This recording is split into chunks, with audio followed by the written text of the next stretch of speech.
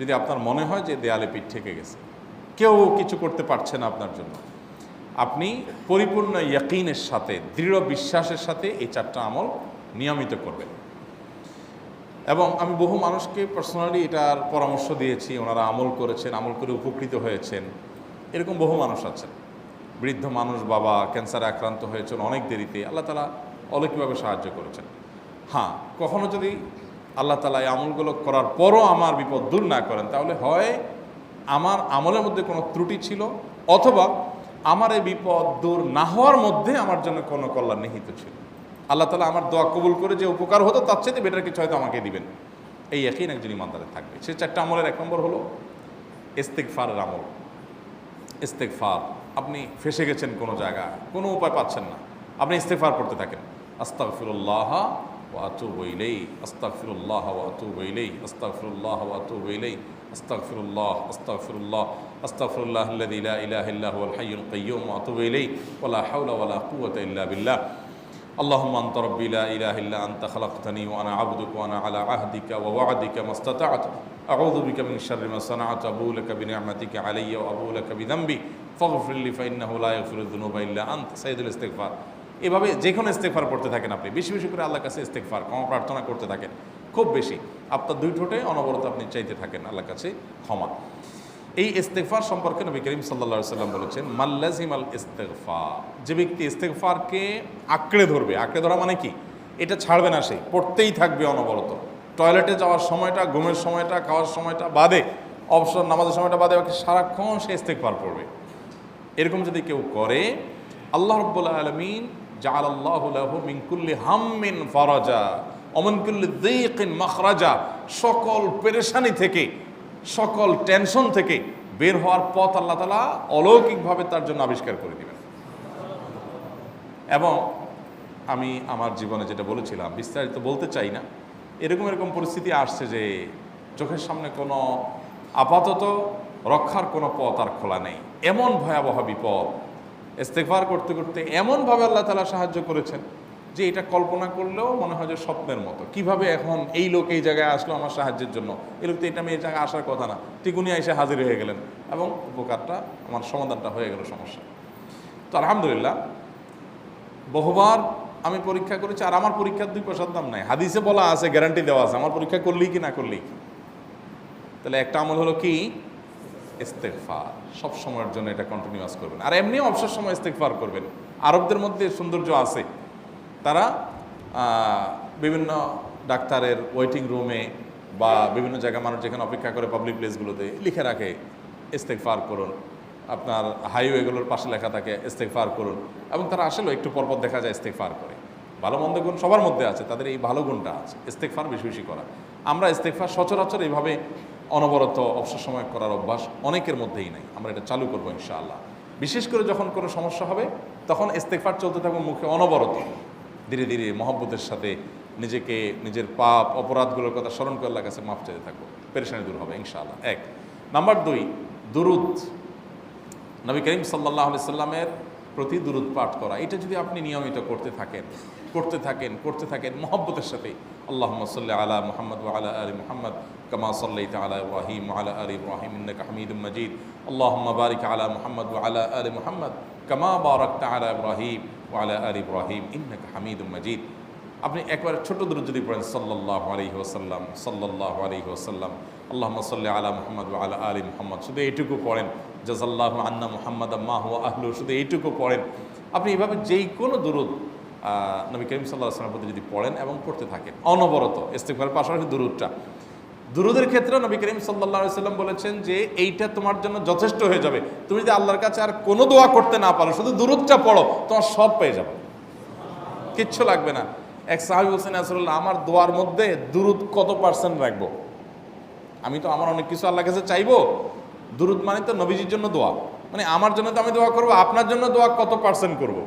1/3, 1/4, তারপরে হাফ, এবার বিভিন্ন পার্সেন্টেজ বলছিলেন তিনি।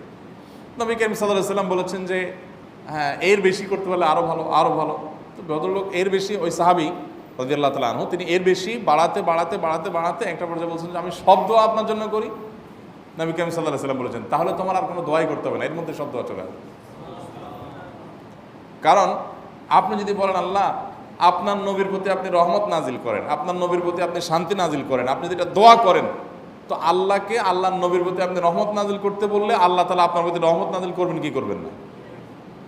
আপনি কাউকে খুশি করতে চান, কার কাছ থেকে কিছু আদায় করতে চান, তার ছেলেটারে যদি হাদিয়া তোহফা দেন, আদর যত্ন করেন, তো বাই ডিফল্ট অটোমেটিকলি ওই লোকের সিম্পেথি আপনার দিকে আসবে কি আসবে না? চোখ বন্ধ করে আসবে।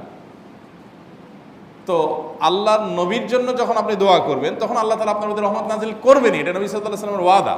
যে কোনো পেরেশানি, তিনি আরও বলেছেন যদি কেউ দুরূদের আমল করে নিয়মিত, আল্লাহ রাব্বুল আলামিন তার সকল পেরেশানির জন্য যথেষ্ট করে দিবেন। এই আমলটাকে সবগুলো দূর করার জন্য যথেষ্ট হয়ে যাবে।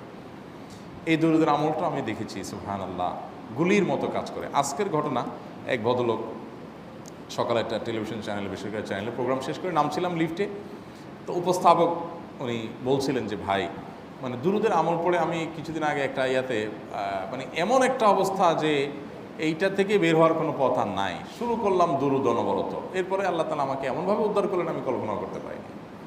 আলহামদুলিল্লাহ এই আমলগুলো করে অনেক ভাইরা আমাকে অভিজ্ঞতা জানাইছেন যে আলহামদুলিল্লাহ তাদের অভিজ্ঞতা অলৌকিক। হ্যাঁ, ওই যে বললাম কখনো যদি আল্লাহ তাআলা আপনার দোয়া কবুল না করেন তাহলে হয় আমার ত্রুটি আছে, আর না হলে আমার জন্য আল্লাহ তাআলা এর চেয়ে বেটার কিছু রেখেছেন, আমি সেই ইয়াকিন রাখবো ইনশাআল্লাহ বিইذنিল্লাহ। আর এই দোয়াতে সমাধান হবেই হবে, সে বিশ্বাস থাকতে হবে। নবী করিম সাল্লাল্লাহু আলাইহি ওয়াসাল্লাম বলেছেন, হাদিসে কুদসিতে আল্লাহ বলেছেন আনা ইনদা যান্নি আবদি বি, বান্দা আমার প্রতি যেমন ধারণা করে আমি তেমন আচরণ করি। আপনি যদি চিন্তা করেন করে দেখি হয় কি না, দেখি ট্রাই করি, তাহলে ওই আল্লাহ তাআলা বলবেন ঠিক আছে দেখতে থাক। আপনি যদি ইয়াকিন করেন যে না নবী করিম সাল্লাল্লাহু আলাইহি ওয়াসাল্লাম যে বলেছেন অতএব সেটা হবেই, আর আল্লাহ রাব্বুল আলামিনের কাছে আমি ওইভাবেই চাবো যে আল্লাহ দিবেনই, আমি নিয়েই ছাড়বো, ইনশাআল্লাহ গুলি মিস হতে পারে, আপনার দোয়া মিস হবে না। ওই ইয়াকিন, ওই ঈমান আমার মধ্যে আনতে হবে, চেষ্টা করবো তো ইনশাআল্লাহ। তাহলে দুইটা আমল হলো, ইস্তেগফার আর দুরূদ। 3 নম্বর আরেকটা আমল হলো দোয়া ইউনুস। দোয়া ইউনুস, লা ইলাহা ইল্লা আনত সুবহানাক ইন্নী কুনতু মিনাজ জালিমিন। বেশি বেশি পড়তে থাকবেন, যখন বিপদে পড়বেন ইস্তেগফার আর দুরূদ পড়বেন সবচেয়ে বেশি, আর মাঝে মধ্যে দোয়া ইউনুস, লা ইলাহা ইল্লা আনত সুবহানাকা ইন্নী কুনতু মিনাজ জালিমিন। আল্লাহ সুবহানাহু ওয়া তাআলা কোরআনে কারিমে এই দোয়ার পরে বলেছেন ওয়াকাযালিকা নুনজিল মুমিনিন। এই দোয়া পাঠ করার মাধ্যমে ইউনুস আলাইহিস সালামকে পৃথিবীর ইতিহাসের সবচেয়ে অলৌকিক ঘটনা, সকল সায়েন্স, সকল আপনার বিজ্ঞানের তত্ত্ব সবগুলোকে আপনার সবগুলোর বিপরীতে বা সবগুলোকে আপনার ভুল প্রমাণ করে দিয়ে ওই জায়গাটার জন্য আল্লাহ তাআলা ইউনুস আলাইহিসকে মাছের পেটে ঢোকার পর সেখান থেকে আবার জীবিত রেখে বের করেছেন। অক্সিজেন অভাবে সেখানে এমনি মারা যাওয়ার কথা, আরও নানা কারণে মারা যাওয়ার কথা, তাই না? কিন্তু আল্লাহ তাআলা তাকে রক্ষা করেছেন, কারণ উনি ওই বিপদে পড়ার পর থেকে এইটা পড়তেছিলেন, লা ইলাহা ইল্লা আনতা সুবহানাকা ইন্নী কুনতু মিনাজ জালিমিন। তো আল্লাহ তাআলা কোরআনে বলেছেন এটা ইউনুস, তার নবী ইউনুস আলাইহিস সালামকে আল্লাহ তাআলা এর মাধ্যমে রক্ষা করেছেন, সেটা তার জন্য খাস না, এটা তার জন্য স্পেশাল না, বরং আল্লাহ বলেছেন ওয়াকাযালিকা নুনজিল মুমিনিন, এটা দিয়ে আমি তাকে রক্ষা করেছি, একইভাবে ঈমানদারদেরকেও এইটার মাধ্যমে রক্ষা করব। এটা বড় অস্ত্র পেয়ে গেলাম। দোয়া ইউনুস বেশি বেশি পড়বো ইনশাআল্লাহ, লা ইলাহা ইল্লা আনতা সুবহানাকা ইন্নী। আমার দেশে আবার দেখা যায় বিপদ হয়ে গেলে তখন হুজুর ভাড়া করে যে ভাই আপনারা সবাই মিলে এটা 1 লাখ বার পড়ে দেন, 1.25 লাখ বার পড়ে দেন, টাকা দিব আপনারা পড়ে দেন। আপনারটা আপনি পড়বেন ভাই, হুজুরদের কাছে দোয়া চান সমস্যা নাই, আর হুজুরদেরকে খাটায়া টাকা দিবেন কেন, এমনি টাকা দিবেন না দিয়া। আর এই দোয়া নিজে নিজে করতে থাকবেন। ইউনুস আলাইহিস সালাম ওই সময় কি লোক ঠিক করছিলেন যে ভাই আপনারা সবাই দোয়া ইউনুস পড়েন, আমি গেলাম, আমি মাছের পেটে গেলাম, আপনারা বসেন সবাই দোয়া ইউনুস পড়া দেবেন, করছেন উনি? ওনারটা উনি করছেন, তো আপনারটা আপনি শুরু করবেন, দোয়া ইউনুস না। 4 নম্বর আমল হলো ইয়া যাল জালালি ওয়াল ইকরাম, এটা বিশেষ করে পাঠ করবেন। নবী করিম সাল্লাল্লাহু আলাইহি ওয়াসাল্লাম বলেছেন আলিজু বিয়া যাল জালালি ওয়াল ইকরাম, ইয়া যাল জালালি ওয়াল ইকরাম, এইটাকে তোমরা আঁকড়ে ধরবে। ইয়া যাল জালালি ওয়াল ইকরামের মানে কি? এটা আল্লাহকে ডাকা, আর কিছু না। এবং হাদিসে বর্ণিত দোয়া, এটা মাসনুন দোয়া।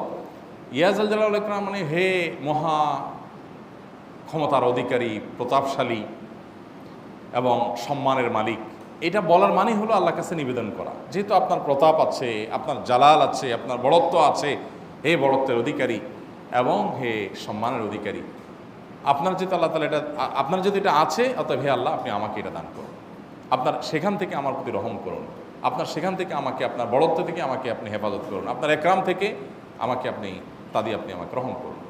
তো সেই দোয়া আল্লাহ তাআলার কাছে নিবেদন করতে পারি, ইয়া যাল জালালি ওয়াল ইকরাম। এর পাশাপাশি তাহাজ্জুদের নামাজ এবং যে কোনো নফল নামাজ। কারণ নবী সাল্লাল্লাহু আলাইহি সাল্লাম ইজা হাজাবাহু আমরুন সাল্লা, নবীজি সাল্লাল্লাহু আলাইহি সাল্লামের কোনো পেরেশানি শুরু হলে আগে ওযু করে 2 রাকাত নামাজ পড়তেন, ওযু করে 2 রাকাত নামাজ পড়তেন। আমাদের যখন পেটে ব্যথা শুরু হয় আগে কার কথা মনে পড়ে? ডাক্তারের কথা মনে পড়ে। যখন গায়ে জ্বর আসে সবার আগে মনে পড়ে কিসের কথা? নাপা, নাপা, ঠিক না? জ্বর আসছে গায়ে, সবার আগে আমরা কি চিন্তা করি? নাপা। নাপা আপনি চিন্তা করেন, খান, নিষেধ না তো, ওষুধ গ্রহণ করা সুন্নত।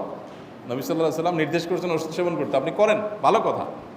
কিন্তু ইমানদার সব কিছুর আগে ব্যথা আসছে, তাহলে ব্যথার জন্য একটা ওষুধ দোয়া শিখেছেন, দোয়াটা আগে করবে, পাশাপাশি ওইটা করবে। এলো ইমানদারের কাজ। আমরা আজকাল ইমান থেকে অনেক দূরে সরে গেছি। আল্লাহ আমাদের সেই ইয়াকিন দান করুন। তাহাজ্জুদের সময় দোয়া, অনেক বেশি দোয়া কবুল হয়। তাহলে 4টা আমল ইনশাআল্লাহ আপনাকে এই ভয়াবহ বিপদ থেকে উদ্ধার করার জন্য সাহায্য করবে ইনশাআল্লাহ। সে ইয়াকিন নিয়ে করবেন। সেই সাথে as-সাদাকা তারদুল বালা, দান সাদাকা করা, অন্যান্য যে আমলগুলো আছে টুকটাক সেগুলোর সাথে সাথে চালানো। বাকি এই 4টাকে বেসিক্যালি একটু জোরভাবে করতে থাকা। আস-সুন্নাহ ফাউন্ডেশন, উম্মার স্বার্থে সুন্নাহর সাথে।